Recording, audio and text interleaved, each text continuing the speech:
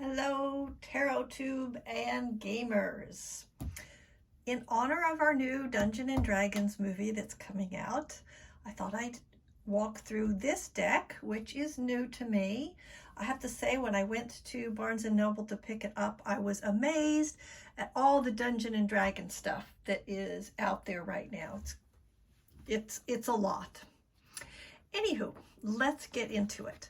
So if you have the Pasta Tarot, or if you have Tarot of the Divine, these are the same publishers that have done this deck, and so you'll be used to the cardstock. That's the kind of cardstock we've got here.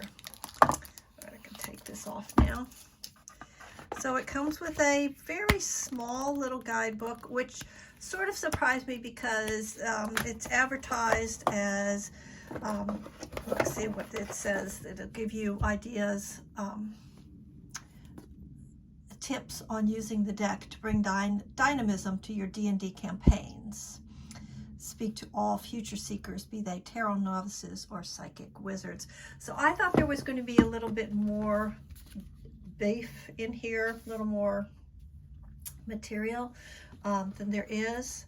So I'm not sure if the creators got edited down or what happened with that. So let's take a look at the cards, and then we'll have a look at the deck. We'll get a little closer here to get a good look at the artwork. And I've got good news for y'all. Anybody who has watched my videos are used to, a regular feature of it is me hitting the camera stand. I'm trying to find a new camera stand that I don't hit. All right, here's our first card, the Fool. It's a very traditional image, as is the Magician. Interesting that we have this wheel that's more mechanical, I think, than what we're used to. High Priestess, and yes, the cardstock, just like I said, it's exactly like those other two decks if you're curious and you're familiar with those decks. Nice 20-sided dice on the back, and you got your dragons. Here's the Empress. Sorry, that made the focus go weird. This guy reminds me of Lord of the Rings. There's our Hierophant. And you see we've got the 20-sided dice on the card as well. The Lovers. Now I do like this Lovers card because the Lovers card is not necessarily about lovers. It's about making a decision, about taking a course of action. There's the Chariot. This Chariot is not really shown in motion. And here is Strength. And I'm noticing that these characters, this is my first look at the actual cards, really. And I am noticing right off the top that the characters are from different realms. So that's accurate. Let's see, these glyphs and runes are not necessarily anything in particular with this Hermit. The Wheel of Fortune, nice dragon. So we've got some elemental symbols. I don't know, I'd have to take a closer look at these symbols to see if they mean something. And my knowledge of the D&D world is pretty limited. I've only been playing for a couple of months, so yeah, I'm not the best expert on talking about that. I do like this Justice card, though. Some real consequences implied there. The Hanged Man. That's interesting because more of a reflection. Yeah, I actually really like this image, just as a straight tarot card. Death. Oh, there's a lot to look at there. This half face, half skull. Yep, there's some death. All right. Temperance. Interesting. I usually anticipate Temperance being a little calmer looking, but with all this stuff in the background. But, you know, D&D is not a calm game, is it? There's the devil. So I have feelings about the devil card. I actually like the devil card to be tempting in some way. When the devil is not really tempting, I'm like, well, you know, he's not going to get far with me. So, but that's a personal preference, obviously. The Tower. So here our tower is just under threat. It's not really starting to fall yet. The Star. Nice. One of my favorite cards always. The Moon. Oh, I like that. I like how the dragons are woven through so many of the cards. And the Sun. All right, well, we do see the Sun here, but generally, although we have a mounted figure, I expect the Sun to be more obviously happy than this one. Judgment. It's coming for you. There's so much action in there. Really, a lot of movement. And the World. Yes, this is a good one for the World. All right, let's put the majors to the side. And now they've renamed, I did look at the book long enough to see this, that they've renamed the suits. So let's just see what that is, because I do not recall. Okay, so the Minor Arcana is made of 56 cards divided into 4 suits, right? These cards represent life's temporary highs and lows that pop up and fade away, like the enduring and evolving transformations of the major, unlike the enduring and evolving transformations of the major. Correct. Okay, in this tarot deck, we have mapped the traditional suits of the Minor Arcana, Wands, Swords, Cups, and Pentacles, to abilities within the game of D&D. Okay, so here's where we're going to go off the traditional tarot reading. All right, Strength. Your physical ability. So physical normally would correlate with Pentacles, but I guess it's not really going to do that here. Whoops, sorry. To move and change your environment. It is also your passion, creativity, inner resolve, and heart. These cards show seekers that they need to take action and focus on their inner strength to bring about change in the world. Okay, so not the traditional Pentacles meaning. This is going to be something else. All right, so this is Strength. Remember, the ace of every suit captures the essence of that suit. So I'm going to put the aces to the side so we'll look at them all together when we're done with the walkthrough. Here's the 2 of Strength. The 3. Okay, interesting because we've got 4 figures. The 4 of Strength, showing some real cooperation, and we have a traditional rune in this one. The 5 of Strength, so 5 in the tarot is usually like an unsettled, sometimes conflicty kind of card. Not really seeing that here. Okay, I think, just out of curiosity, let's see what they say about this 5 of Strength, because honestly, I'm going to need help reading these cards, I think. All right, so they're saying being focused totally on being in the moment to work together effectively, letting go of competition. A traveling circus's giant spider has died. I didn't see that was a spider. Leaving its owner distraught. Can you get some giant spider eggs for him to hatch? Yep, I'm going to need the guidebook for this one. 6 of Strength. Let's see what that one is. This may end up being a longer video than I thought. Enjoy the successes, but don't get attached to it. What's your definition of success? Riding the highs and lows. The party is asked to have a young person accompany the group on their next adventure as a coming-of-age ceremony. Okay, so that's sort of a hint at the Wands suit then. All right, or Fire. 7 of Strength. 8 of Strength. 9. 10. There's our page. Uh-oh.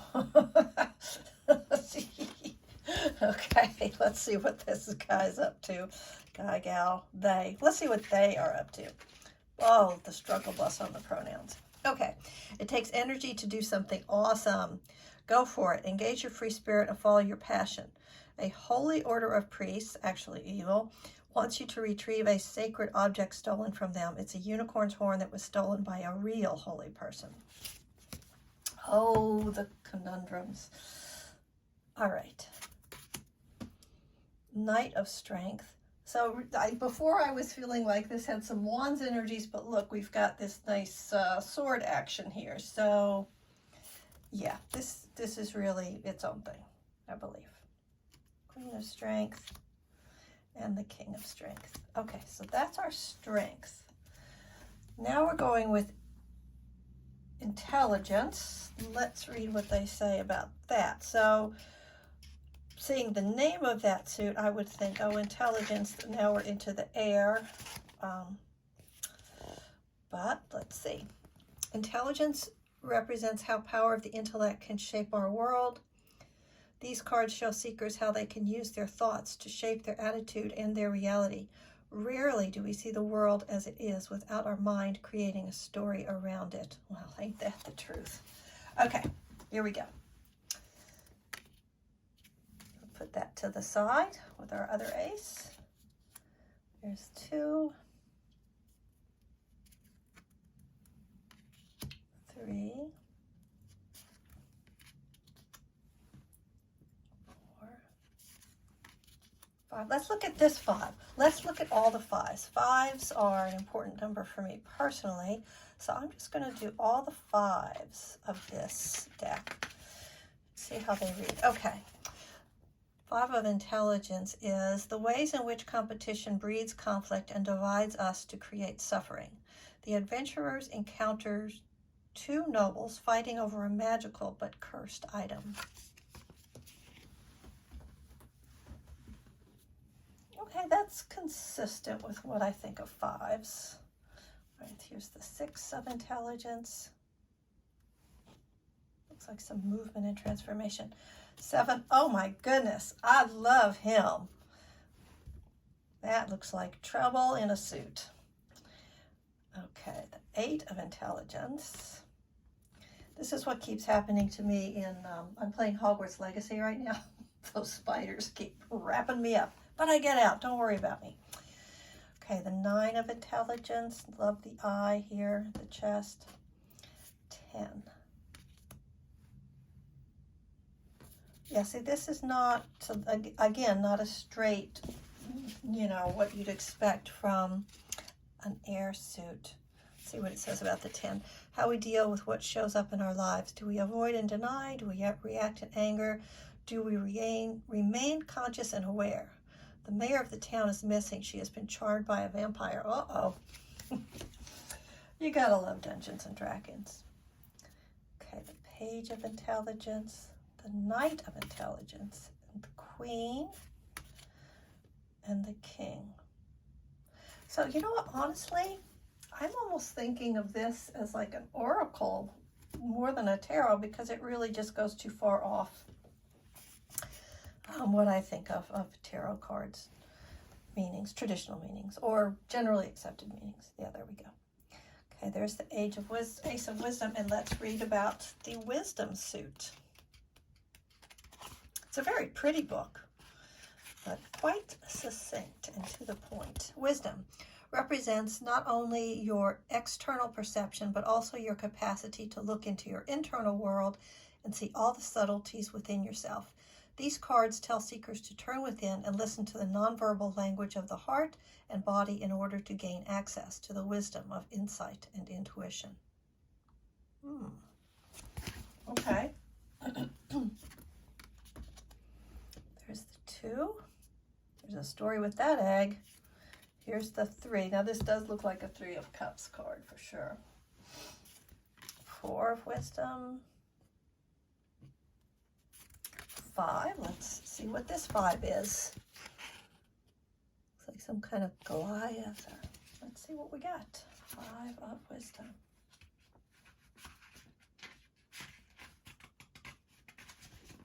Okay. Nope, that's the 4.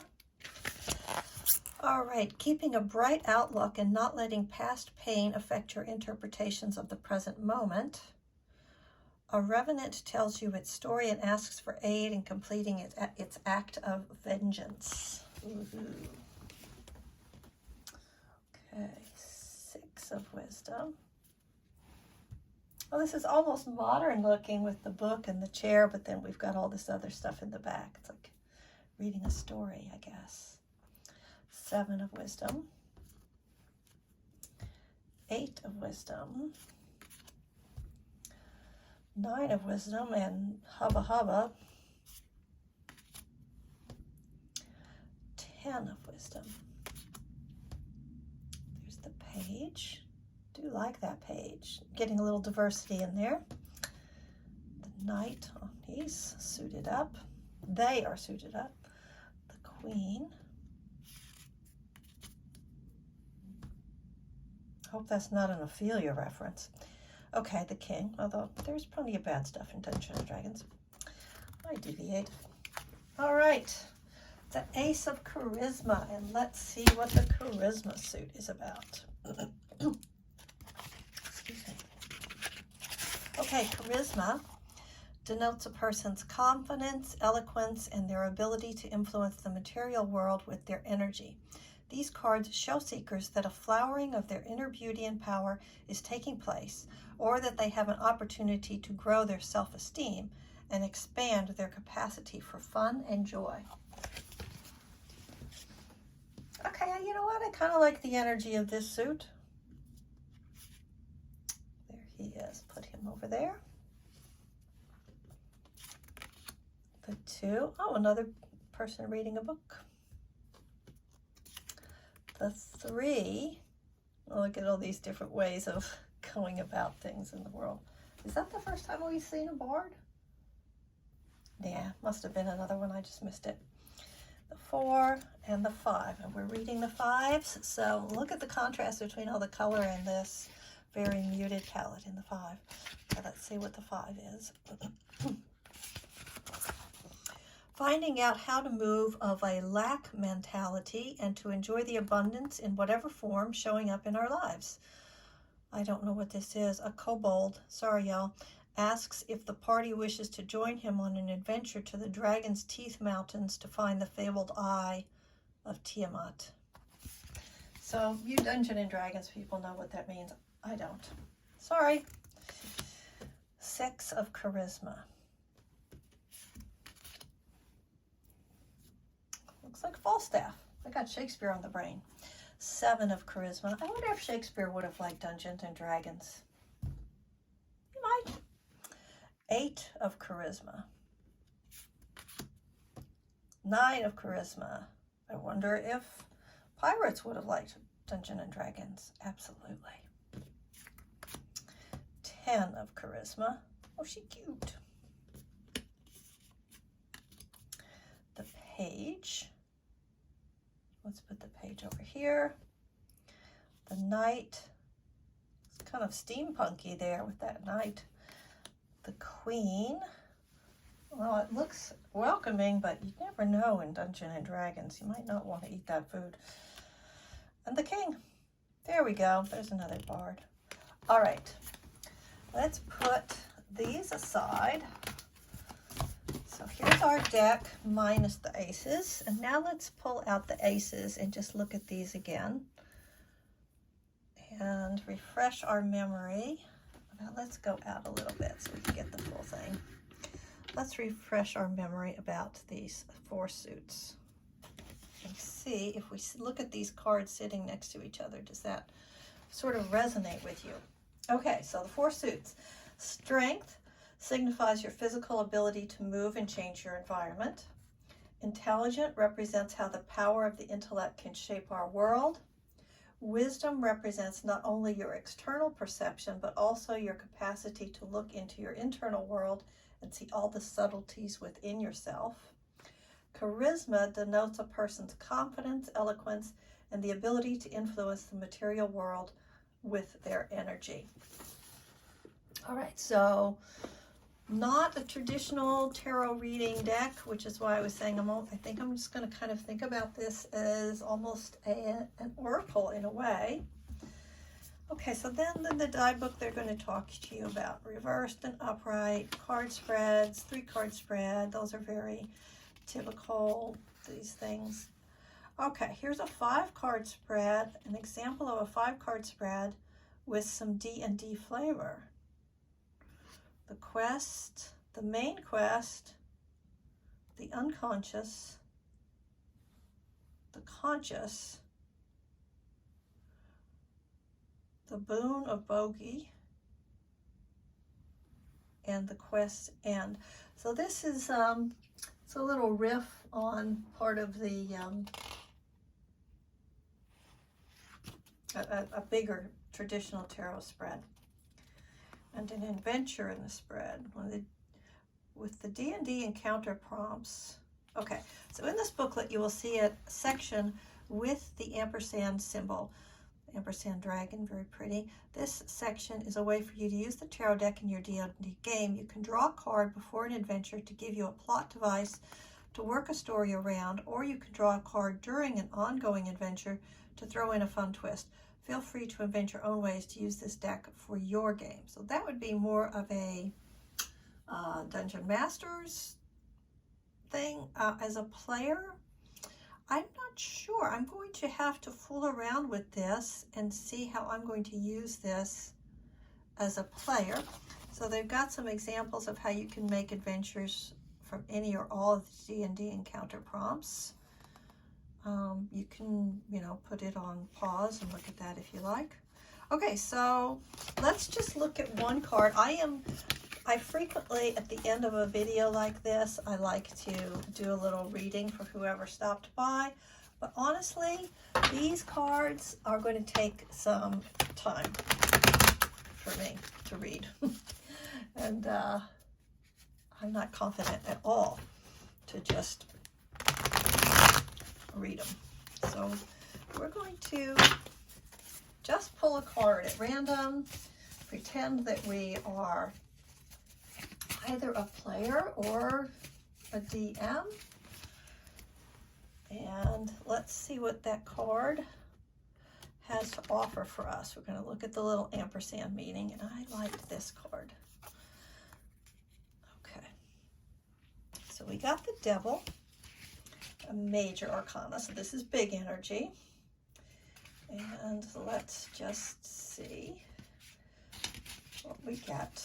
Hang on while I find it. Oh, this is another deviation I'm seeing. The majors are not numbered here. So if you're a person who writes on your cards, you might want to write the arcana numbers on, make it easier to find it in your book. Okay, the Devil. So here is how you would use it in a game. You encounter a devil who offers you a rare magic item in exchange for a favor. All right, so that's really just a DM's call, not a player thing. But if I was a player and I pulled this, how we deal with our shadow self. This card calls us to cut through the lies and see how honest we can be with ourselves. So I suppose if I was a player and I pulled this card and I wanted to go with the meaning that's in this book, I would maybe take a look at the last couple of actions I had taken and consider whether or not that was consistent with the character that I've created for myself, and make sure that the next action I take is authentic to the character that I have created. I'm a ranger, by the way, at least in this campaign. Okay, so that's it. That is the Dungeons and Dragons tarot deck. I think it's really gorgeous. I love the cardstock. I cannot see myself using this for a traditional tarot reading, either for myself or for someone else. But I am going to fool around with it. I'm going to try to get more comfortable with these suits, and I would have to use it always with the book. I am not a DM, so I would not, that part of it would not be helpful for me. But I could certainly offer these options to someone I knew who was working on a campaign, I suppose. All right, that is it. If you're going to go see the movie, I'm going to go see it tonight. I'm taping this at the end of March and 2023. And I hope you enjoy the movie. I hope I enjoy the movie. And if you are in a campaign, you know, have fun storming the castle. And I will see you in the next video. Thanks for stopping by. Bye-bye. Oh, if you like to hit the like button. Why do I always forget to say that?